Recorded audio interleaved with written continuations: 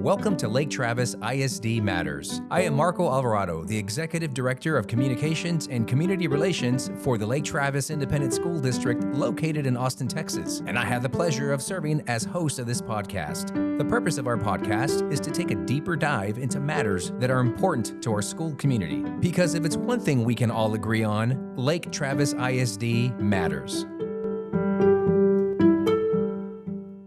Welcome to another episode of Lake Travis ISD Matters. We are joined today by two very special guests, our Superintendent of Schools, Mr. Paul Norton, and our Assistant Superintendent for Business Services, Ms. Pam Sanchez. Welcome to each of you. Thank you, Marco. Thank you. So let's get right to it. We are talking about bond. Our school board has called the bond election for November the 8th, and we are in the process of informing our community exactly what is on the ballot this coming fall. And so, Mr. Norton, we will start with you, sir, if we could. Tell us what exactly is a bond election and why our school board has called this particular election. Well, thank you, Marco. A bond election is the tool that we use to go to our taxpayers to ask for permission to build new buildings or to renovate existing facilities. So we have to go to our taxpayers to get that approval. Voter approval through a bond election is what allows us to sell bonds to be able to build new facilities. And so we take recommendations from our committee and they make those recommendations to the school board, and then we have to go through the bond approval process to see if we can borrow the funds to build those buildings. And the school board has called this election for a variety of reasons. The main reason is just the growth that we continue to see here in Lake Travis ISD. We work with a group called PASA, Population and Survey Analysts, and they work with us on our demographic studies. We do one every 2 years in Lake Travis. We've done that for many years here. But in the last 18 months, we've done two different demographic studies just because of the impact from COVID, knowing that people have continued to move here and even to some extent accelerated growth during COVID, and looking at those growth trends. What have we seen as far as a community, as far as student enrollment? And so working with PASA, they give us different growth rate scenarios, and we always use the moderate growth rate scenario. And looking at their projections from now until 2031, on average, it's almost a 3.5% increase in annual enrollment a year between now and 2031. So our numbers show that in 2031, we'll have about 15,700 students here in Lake Travis. Today, we have close to 11,500. So we're looking at close to 4,000 more students before we get to 2031. We worked with a committee, and they made recommendations to our school board. And so that is why the school board has called this bond election, based on the recommendations from our long-range facilities planning committee. As I understand it, there are three different propositions on the ballot, propositions A, B, and C. And so, Mr. Norton, can you just highlight the propositions and what's included in each, please? Absolutely, be happy to. So there's three different propositions, proposition A, B, and C. And what we've done is we've taken the recommendations from the Long-Range Facilities Planning Committee. They made recommendations to our school board in June, and some of those recommendations are to build high school number 2, build 2 additional elementary schools. So Rough Hollow Elementary was our last elementary school. That was elementary number 7. So this would build elementary schools number 8 and number 9 here in Lake Travis, as well as doing some additions and upgrades at Lake Travis High School, campus and district renovations and improvements just across the district, as well as filling out and completing our facilities condition assessment, which was done in 2016. And what that is that's basically keeping our facilities up to date, replacing HVAC, replacing roofs, making sure that we don't get in any type of scenario where we have deferred maintenance. Also, technology. Technology is a big piece of the bond process as well. Just looking at the different learning tools that our students will need, as well as infrastructure, safety and security, all those things that encompass technology. Technology is so much more than just the laptops, projectors, monitors. There's so much that goes into the technology piece. And then also land acquisition. This bond has about $15 million worth of funds available for land acquisition for the years ahead, because we know that we're going to continue to need property for campuses, and so we have to have the money in the bond to pay for that. So when you look through the different propositions that are on this election cycle, again, there's 3 different propositions. Proposition A is the facilities. It is $548 million for the building of the facilities across the district, including high school number 2, the 2 elementary schools, as well as some additions across the district on current facilities to make sure that we continue to adjust to the growth that our community is seeing. And so we want to make sure in this bond election that we are being proactive, preparing for the future, and not just trying to keep up with where we are, because we do know the growth is coming. And as we master plan the district as a whole, it's very important to have those pieces in place as students come to Lake Travis ISD. Proposition B is the technology piece of the bond election. It is almost $61 million worth of funds for technology, for learning devices, for infrastructure. There's a great presentation on our district website about the technology piece that Chris Wohl, our Executive Director for Technology Information Systems, presented to the board in June. And so this encompasses those pieces in Proposition B. And then Proposition C is $94 million almost of athletic facilities, et cetera. And so when you look at Proposition C, a big piece of that is the athletic facilities, et cetera, for high school number 2. And so high school number 2, we would need an additional football stadium, tennis courts, baseball, softball fields, field house, weight rooms, locker rooms, all the things that we have and a traditional high school has in the state of Texas, having those facilities for our students to be able to participate. Also, some additions at Hudson Bend Middle School and some renovations at Hudson Bend Middle School. Also at Lake Travis Middle School. Again, this bond issue is over a 5 to 7 year timeline. It's not something that everything is going to be done in 1 year. And so, for example, one of the pieces is the athletic turf replacement at the stadium at Lake Travis Middle School. That doesn't have to be done immediately, but we have to have the funds available for when that time comes to replace that turf, and that is in this bond package. And then in addition to that is renovations and upgrades to our facilities at Lake Travis High School, making some renovations at the football stadium, adding turf to the baseball and softball fields. This has become something that is growing across the state of Texas, mainly because of just cost savings by implementing turf on our athletic fields.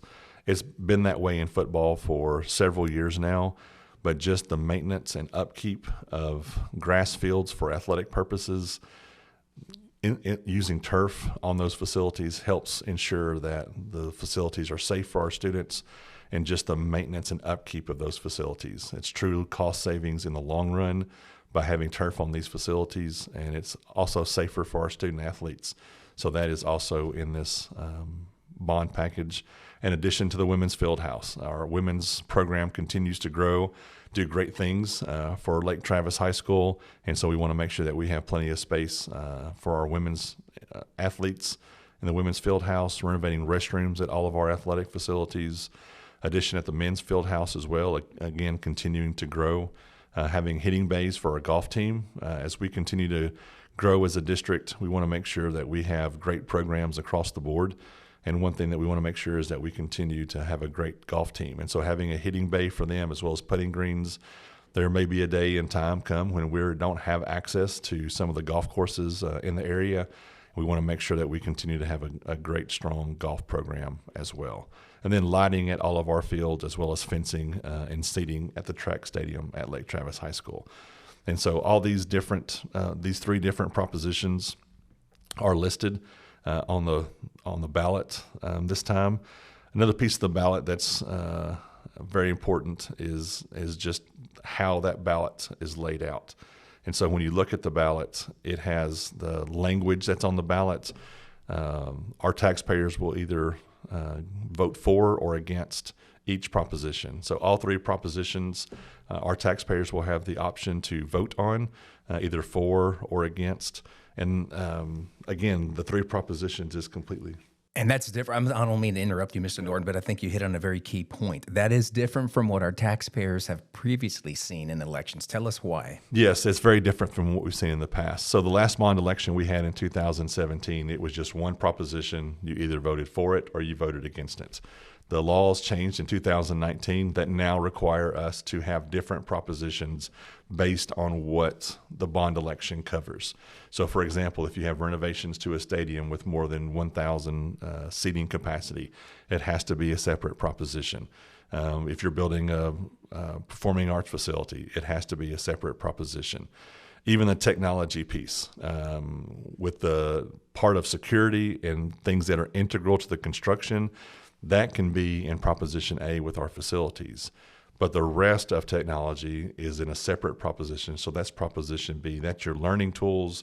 That's all the things that we have for our students to have access at home in the classrooms, servers, cabling, wiring, all those things that have to be replaced over time are part of a different proposition. So that is a significant difference from 2017 when we last had a bond election.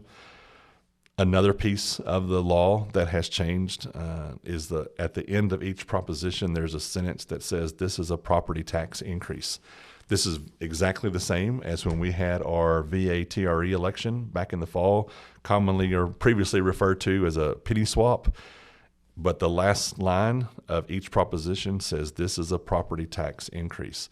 And so it's very important that our community understand that it's not a property tax rate increase, but it is a property tax increase, and that language is on there just because of the debt that the tax rate will generate. The dollars that the tax rate will generate will help pay off this debt down the road. So you're right, Marco. There are some significant differences on the ballot and how the ballot will look this year as compared to 2017.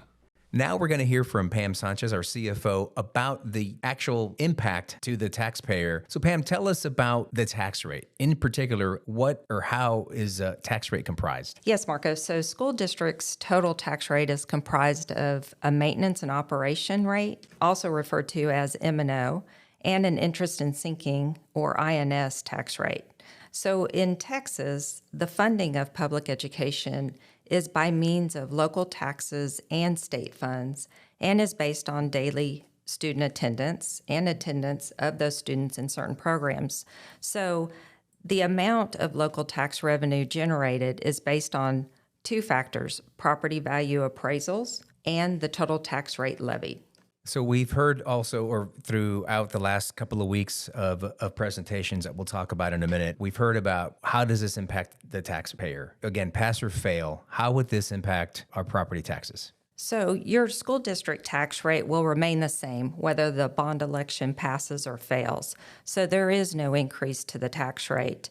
How is this possible? Well, through aggressive debt management over the last 9 years, the district has refinanced $257 million of debt at a lower interest rate, and we've also paid off $123 million of debt prior to the maturity of those bonds, for a total interest savings to our taxpayers of $120 million.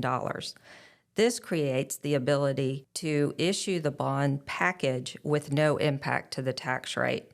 So now the difference between the tax rate versus a tax bill is that our homeowner's tax bill will increase or decrease based on the appraised value of their property, even though the tax rate remains the same. Now, something also to note is the homeowners that are 65 or older who have filed their homestead exemptions will not see an increase in their school property taxes due to the bond proposition. A lot of times we get asked, how do we compare it to other districts? So if you could just in general, just tell us briefly, how does our tax rate compare to other districts in the area? So when you're looking at school district tax rates at other districts around us, we have to take into consideration that Lake Travis ISD is considered a fast growth school district with an average historical growth rate of, as Mr. Norton said, just about 3.5%, which translates into approximately 400 students per year coming into our schools.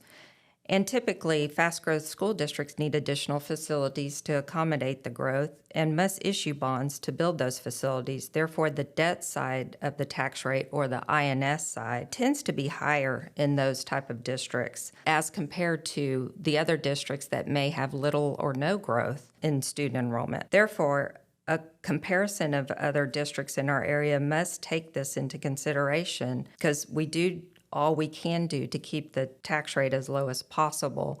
So in our area, looking at the districts around us, we are one of the lowest in our area. We have to take into consideration on top of that our board approved the additional homestead exemption of 20. And what that means is, for our taxpayers, that reduces the amount of home value that you're taxed on and the amount you pay each year. And Pam, one thing that we hear often in our community is school district taxes keep going up each and every year. But that's not the case, is it? In fact, it's been decreasing for the last few years. That is true, Marco. So if you look at our historical tax rates, so let's say from 2013 to 2018, the total tax rate was steady at $1.40.75. And then in 2019, so during those years, the M&O tax rate was $1.04. So the M&O side, the maintenance and operations side, was $1.04 until we had successful TREs in 2017 and 2021, when the M&O tax rate was increased by 2 cents while decreasing the INS side of the tax rate by 2 cents. But then beginning in 2019 under House Bill 3, we saw a decrease in the M&O tax rate of 7 cents, and then continued to see decreases each year in 2020, 2021, and 2022. The INS rate remained unchanged in 21 and in 22. So overall, and the slide is, or the graph and everything that you can visualize and see is in the presentation that is posted to our website. You'll see a total tax rate decrease of 19.54 cents since 2018. Thank you for that explanation. Yeah, there was a lot of detail there, as well as Mr. Norton mentioned, with the propositions, and now you're talking about taxes. That is a lot to digest. But again, all that is on our website. I hope our listeners, take a moment to go in and take a deeper dive into how this election will impact our taxpayer. We hear from time to time about the use of funds. Can bond dollars be used to fund salaries? Can bond dollars be used to fund, whatever it may be? Tell us what bond dollars can and cannot do. So on the maintenance and operations side of the tax rate, those funds are used predominantly for staff salary and benefits. Over 85% of our budget is in our salaries, our payroll costs for our staff here at the school district. But also included, we pay for student services such as health services, guidance and counseling, contracted service. We have instructional materials and resources also used for our students, along with staff development. A big cost is our utilities cost, along with maintenance of the facilities. So not major projects, not major capital projects, but we do fund maintenance of our facilities through the maintenance and operations side of our tax rate. And then the other side is our INS tax rate, which is our debt service tax rate. Those funds are used to pay principal and interest on our bonds. We use that side as well, those resources to redeem bonds early. That's how we pay off our debt early and save in interest costs to our taxpayers. We cannot use the debt service side of the tax rate for operational costs such as staff or supplies or instructional materials for students.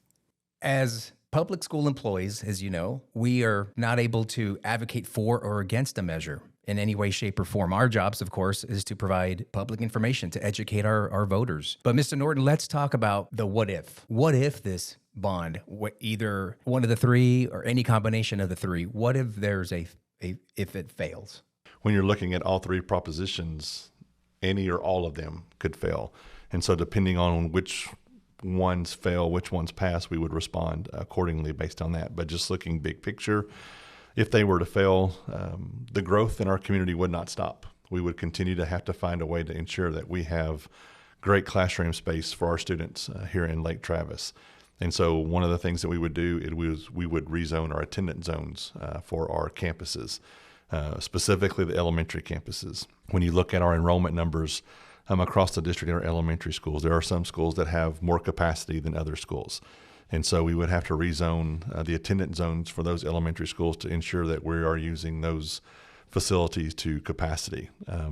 You don't want to do that unless you just absolutely have to, because when you look at different campuses that may have more capacity now, you very well may in 5, 10, 12 years, those campuses have the most enrollment, because as neighborhoods turn over and people move into our community, though we may have families that move out of homes that don't have children and families that move in that do have children. So when you look at rezoning, you want to be very careful. But if we are not able to, if Proposition A does not pass and we're not able to build additional campuses, we would have to rezone our elementary schools. We would also look at our middle school attendance zones, and would we need to adjust those in any form or fashion, because the growth will continue. The families will continue to move here because the houses are being built. We would also start purchasing portables. We would work with the different cities and different entities to get those approved, get portables on our campuses to where we would have classroom space for those students. We would have to analyze and see where those portable buildings would have to go, what campuses they would be on. But to get classrooms, we cannot go out and build buildings unless we pass the bond issue. And so knowing that we would have to have the classroom space, the portables would be our option to build classroom space. That would happen at the high school because of the growth that continues to happen at the high school, as well as some of our elementary campuses. Our middle schools, we would probably be okay for a little while before we had to start doing portables there, because we still have capacity at all 3 of our middle schools since Bee Cave Middle School opened a few years ago. But those would be the first things that we would look at, is rezoning those elementary campuses, as well as determining where we need those portables, because then you have to get utilities to those portables, go through the permitting process for those portables, and to be able to get them set and in place as soon as possible based on the growth projections that are coming for each year. So, Pam, we've heard in the community about just the sheer number, the 703 million, and how, some folks have sticker shock, and we could see why. I mean, that is a big number. That is a lot of money. But talk to us briefly about what happens if we wait to do some of these projects in the future, and talk to us historically of what our bonds have looked like here at Lake Travis ISD. Great point, Marco, because you do look at the total package amount, and we do have significant facilities in there. We have 2 elementaries, but that high school number 2 is an impact to the total amount of the bond package being proposed. So as we all know, construction costs have significantly increased over the past year, 2 years, due to supply chain issues, due to labor costs, fuel, costs. But new school construction, so let's put that into perspective. Rough Hollow Elementary opened 2 years ago. This will be our 3rd school year in that facility. And we opened that campus in 2020 and paid, it cost us about $33 million for that elementary campus. Since then, the 2 elementaries we're proposing, elementary number 8 and number 9, we're looking at a price escalation anywhere from 50 to 55 million each for each of those facilities. That's an increase of approximately 22 million. What we have built into those costs, of course, is inflation factor and escalation. Those facilities won't be built immediately. Elementary school number 8 will be, and we're estimating about 50 million for that facility. But elementary number 9 will be down the road a year or 2 after that, and therefore we have to consider the cost, the construction escalation in those estimates. So when we're talking about high school number 2, that's even more because it's further down the road. So if the bond were to fail and we have to push these projects down the road, that's what we're talking about. That's the savings if we could do these facilities in the next 5 years versus waiting 5 years or or 10 years to put these facilities on the ground, it's going to cost that much more to construct them because the students will continue to come and we will definitely have to have new facilities eventually. Thank you so much for clarifying that and giving us that historical perspective. And so, Mr. Norton, well, I want to start to bring this to a close, but if my numbers are correct, you've already presented to 8 different groups in the past, 10 days or so. And there's many more to come. The calendar for the next 7 to 8 weeks is very demanding, but that's the expectation, right? That is what we need to do to, again, educate our public and our voters. Talk to us a little bit about the feedback. What's been the buzz when you've gone out there with your admin team? What are the concerns? What are you hearing out there? Yes, great feedback from the meetings that we've had so far. Truly appreciate the questions and comments and concerns. But I can tell you that most of the feedback, a vast majority of the feedback that we have received has been very positive. How we make sure that we're getting this information out to our community, to our taxpayers, especially the sentence about this is a property tax increase, explaining what that means and making sure that people understand why this bond amount is so much higher than years past. Pam mentioned that, talking about inflation. Just when you look at the elementary schools, Rough Hollow Elementary costs about $33 million to build. Elementary number 8 will be about $50 to $55 million to build. It's just that increase in cost. And we've done a really good job of embedding that inflation into our projections and knowing that that's where we're going to be. And so we don't want to have to come back to the taxpayers and say we didn't ask for enough. We'd much rather be in a scenario where, okay, we didn't spend all of this and we didn't sell these bonds and we're able to keep that from going against our tax rate. We've also had a lot of questions about when these campuses will open. We've talked a lot about the what and then the process. So elementary number 8, if the bond were to pass on November 8th, elementary number 8 would open in the fall of 24. And so we're in 2 years from now, that campus would be open. Kids would be on that campus. Elementary number 9 right now is projected to open in the fall of 25. We'll keep a close eye on our projections. If we need to push that back a year, we definitely can. But it also comes into the cost analysis of that piece as well. High school has been a huge topic of conversation. High school number 2, how will that work? What is that process? What will that look like? One thing that our long-range facilities planning committee spent a long time on was the high school piece. We knew that when we worked with PASA before, and in years past, we've just gotten kind of projections down the road. This time we asked them, what is the build out for Lake Travis? What is the number of students that we will have at Lake Travis High School one day? And so their very vague guesstimate, because there's so many variables that go into that projection for that far down the road, is we would have about 5,500 high school students here in Lake Travis. So when you look at a second high school, you want to be very careful with how you design that, because a second high school can truly split a community. You don't want a second high school to come in and ruin the great programs that we have here in Lake Travis, the great community support that we have here in Lake Travis. And so the committee was very intentional of, okay, how do we balance this out to have a second high school, but also to keep everybody together? So high school number 2 would have a capacity of about 2,000 students at the max, at the height of its enrollment, which means Lake Travis High School at that same point would be about 3,500 students, so a little bit smaller than it is today. And so the high school would anticipated open in the fall of 27, because we've done no prep work. We've done no planning for the high school because there hasn't been funds available through the bond process to design and start looking at high school number 2. So it would take us about 2 years to design high school number 2 and then about 2 years to build high school number 2. We already have the property out on Reimers Peacock Road for the second high school. And so that would open projected now in the fall of 27 with a capacity of 2,000 students. It would not open with 2,000 students. It would open with that capacity. And so we would start the high school with more than likely it will be 9th and 10th graders that will be on that campus. That gives you a volume of students to have some great programs and opportunities for students at high school number 2, and also room to grow. And so that sophomore class that starts at high school number 2 would be the first junior class the next year, and then ultimately be the first graduating class from high school number 2. And so by having the difference in level of 2,000 students versus 3,500 students, the whole community can support both schools because they won't be competing against each other for championships, district championships, anywhere down the road. And so that was very intentional on the committee's part. And we get lots of questions about how that process will work. We'll have the same offerings at high school number 2 that we have at Lake Travis High School.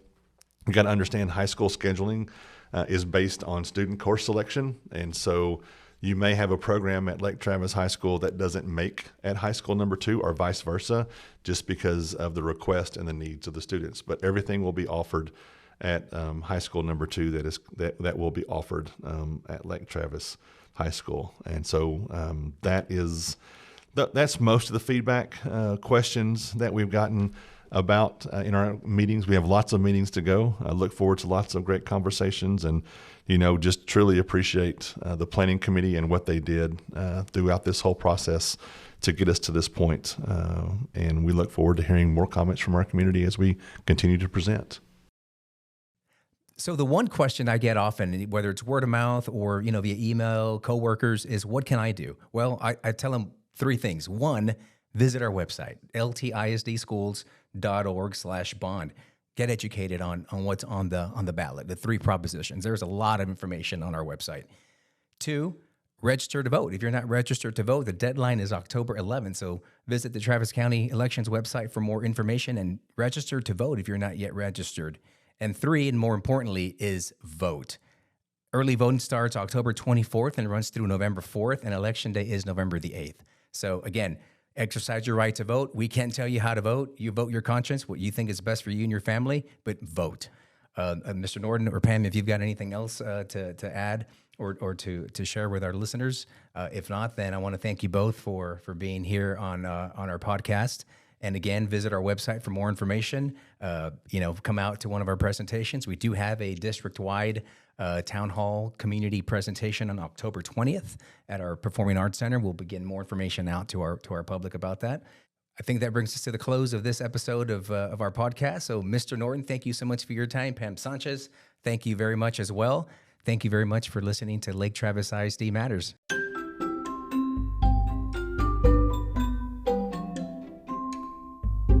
Thank you for listening to Lake Travis ISD Matters, the official podcast of the Lake Travis Independent School District.